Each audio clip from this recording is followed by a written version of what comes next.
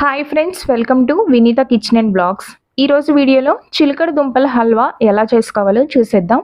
ముందుగా 1/2 kg చిలకడ దుంపలను తీసుకొని శుభ్రంగా కడిగేసి ఇలా ఆవిరికి ఉడికించుకోవాలి. ఒక 20 నిమిషాలు ఉడికించుకున్న తర్వాత నైఫ్తో చెక్ చేయండి, మనకి ఉడికాయో లేదో తెలిసిపోతుంది. ఇలా మెత్తగా ఉడికించుకున్న తర్వాత స్టవ్ ఆఫ్ చేసుకొని వీటిని ఒక ప్లేట్లోకి తీసుకొని పూర్తిగా చల్లారాక పైన ఉండే స్కిన్ తీసేసుకోవాలి. ఈ విధంగా స్కిన్ తీసిన తర్వాత ఒక ఫోర్క్ తీసుకొని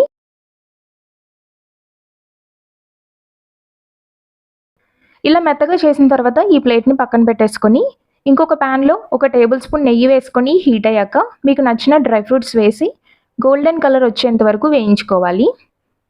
ఇలా వేగిన తర్వాత వీటిని ఒక ప్లేట్లోకి తీసుకొని సేమ్ ఇదే నెయ్యిలో 2 టేబుల్ స్పూన్స్ ఉప్మా రవ్వ వేసుకొని కొద్దిగా కలర్ చేంజ్ అయ్యేంత వరకు వేయించుకొని ఇందులో మనం ముందుగా మెదిపి పెట్టుకున్న చిలకడ దుంపలను వేసేసుకోవాలి.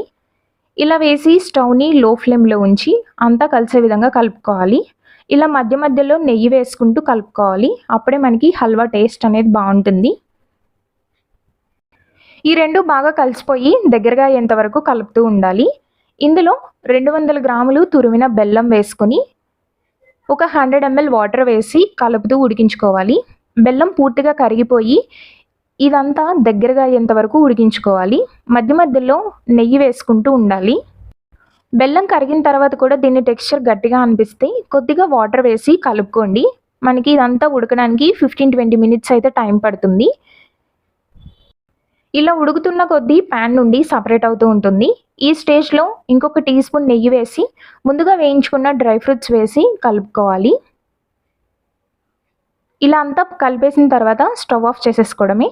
అంతే అండి, చిలకడ దుంపల హల్వా రెడీ. ఈ హల్వా అయితే టేస్ట్ చాలా బాగుంటుంది. మీరు కూడా ఒకసారి తప్పకుండా ట్రై చేయండి. స్వీట్ పొటాటో ఎవరైతే ప్లెయిన్గా తినడానికి ఇష్టపడరో ఇలా ఒకసారి ట్రై చేయండి, మీకు కూడా తప్పకుండా నచ్చుతుంది.